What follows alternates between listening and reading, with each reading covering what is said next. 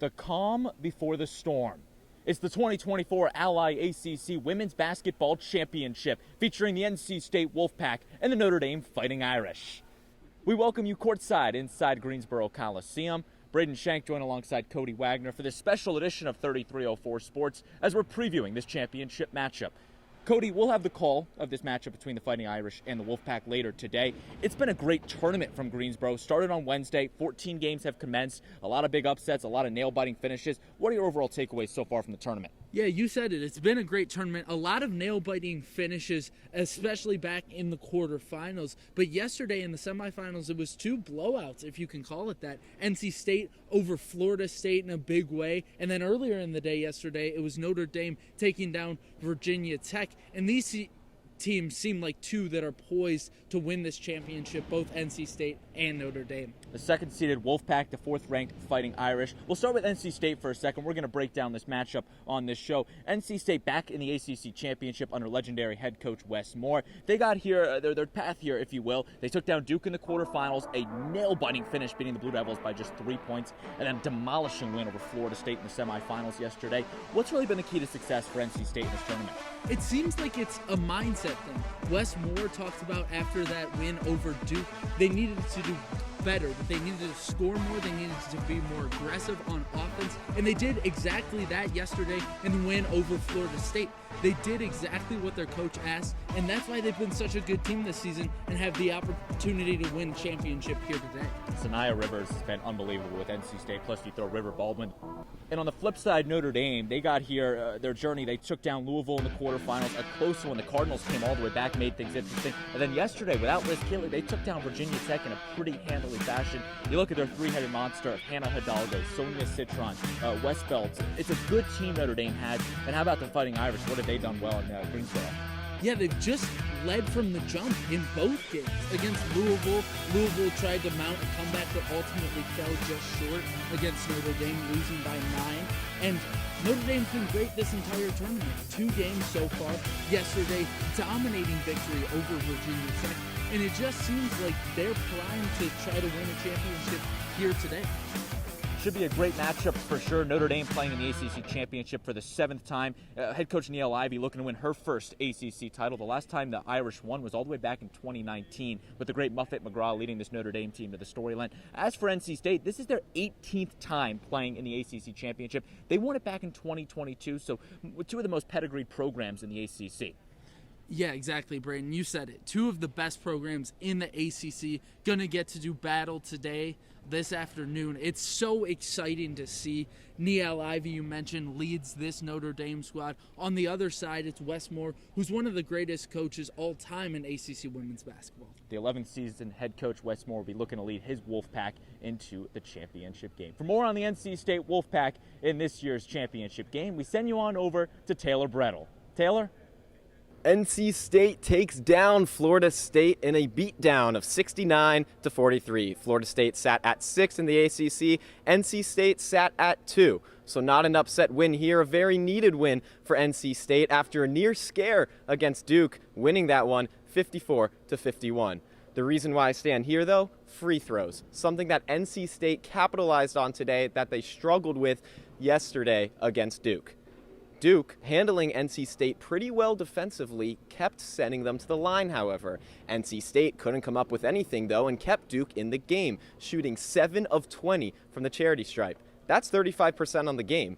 And 0 for their last 4 in the last minute, that's something you can't do come Championship Sunday. NC State will now face Notre Dame right back here in Greensboro Coliseum on Championship Sunday. Now, turning the page to Notre Dame, they got a lot of guard play that NC State might have to worry about. Freshman Hannah Hidalgo, earning the ACC Freshman of the Year, leads the Fighting Irish to this championship game. But NC State, on the other end, has a little piece for Notre Dame that they have to worry about in their play down low. Mimi Collins and River Baldwin had absolute amazing games today, and 4 NC State Wolfpack players had 9 or more rebounds total. Rebounding will be huge for the Fighting Irish, as that could be the reason that they win or the reason that they lose the game. It should be one heck of a game on Championship Sunday right here at 1 o'clock Eastern Standard Time. I'm Taylor Brettel, signing off from Greensboro, North Carolina. Thank you, Taylor, for the insight on NC State. Cody, let's break down the Wolfpack a little bit more here. Something they've really struggled with in Greensboro has been the three ball. In their quarterfinal round against Duke, the teams combined for shooting 16%. Yesterday, in the semifinal round, NC State 2 for 16 from the three-point range. How does NC State kind of combat with that, the struggles shooting the long ball? Yeah, what they do is they out-rebound teams. They had 20 more rebounds yesterday against their opponent, and that's what ended up winning them that game against Florida State. It's huge for them to get rebounds underneath. If they're going to miss shots, they've got to make up for it with offensive rebounds. I mean, you talk so much about depth in March and come postseason time. NC State has 6 players that play a majority of their minutes, and it's been a winning formula for head coach Westmore and the Wolfpack so far. How has that strategy really worked, and how does it keep oppositions on their toes that they just have 6 players playing out there most of the time? Well, it works when you have 6 players that are almost all as good as each other. They've got 6 players that all can play. Sanaya Rivers, River Baldwin. They have so many good players on this NC State squad. It's just 6 that play, but all 6 of them are legit scoring threats and great on the defensive end, great on the offensive end. They do everything. So NC State, they'll be playing their 3rd game in 3 days as they look to take down Notre Dame. As head coach Westmore goes back to the drawing board preparing for this Notre Dame team, who's one player that the Wolfpack is going to have circled that they need to slow down to try to win this game on Sunday? For me, it's Sonia Citron. Yes, the big name is Hannah Hidalgo. Everyone knows about her. She's great scoring. She's a good facilitator, averaging right around 5 assists per game. But Sonia Citron has been hot. And in March, those are the players you have to be most worried about. Sonia Citron has been great recently for Notre Dame. You got to find a way to slow her down. To learn more about this Notre Dame team, we're going to send it to our very own Riley Klaus, who has more information on the Fighting Irish. Riley, what do you got? Notre Dame may have the luck of the Irish, but it's been anything but luck to get them to the ACC championship game. The 4 seed has gone through the gauntlet, and after grounding the Louisville Cardinals, they shook the standings as they cruised past the 1 seed Virginia Tech, winning by 29 points. For much of this season, it's been the Hannah Hidalgo show for Notre Dame as the star freshman guard was named to the All-ACC first team and All-ACC defensive team. But as tournament play has gone on, we've seen the team show its true colors, a full array of stars. Hidalgo still has been a solid contributor, but we've seen Maddie Westbeld, Anna DeWolf, and Sonia Citron take huge steps up. The 3 combined for 51 points versus Virginia Tech, and Citron had a team-high 26 points versus Louisville. Notre Dame's offense has been hard to shut down as they've averaged nearly 80 points over their first 2 games at the tournament. There's no doubt that when it's tournament time, you need the entire team to show up. And while Notre Dame has their hands full with a fierce Wolfpack team who has a plethora of stars themselves, Notre Dame has what it takes to find the pot of gold. An ACC tournament championship. Guys? Thanks, Riley, for the update on Notre Dame. Cody, we called that Virginia Tech Notre Dame game earlier yesterday. As Riley mentioned, the depth for Notre Dame has really been off the charts. Everyone knows of Hannah Hidalgo, Sonia Citron. But one player I want to touch on, Anna DeWolf, putting up 14 points for Notre Dame.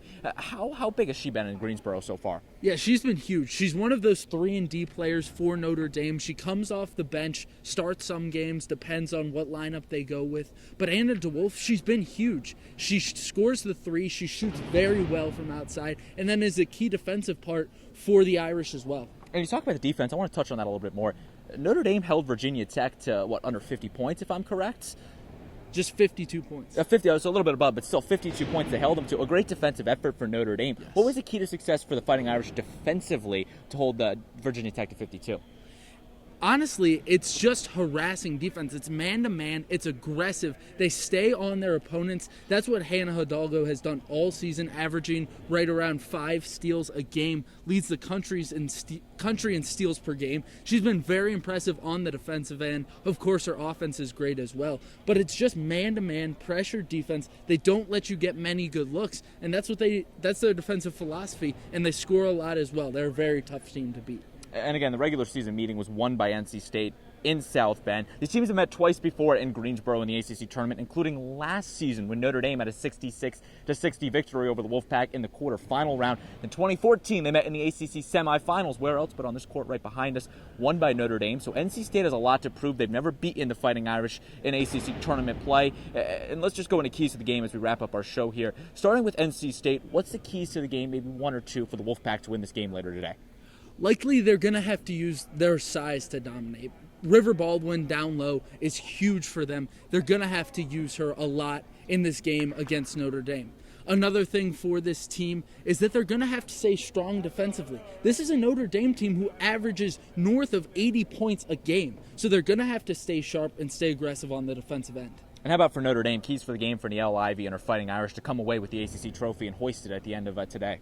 Yeah, they're going to need Sonia Citron to continue to play the way she has. Yes, Hannah Hidalgo has been huge all year, but Sonia Citron has come on strong, and she needs to continue that in this championship game today. It's the Notre Dame Fighting Irish and the NC State Wolfpack for the 2024 ACC Women's Basketball Trophy. Myself and Cody Wagner will have the call for 3304 Sports. Tip-off at 1 p.m. inside the Greensboro Coliseum.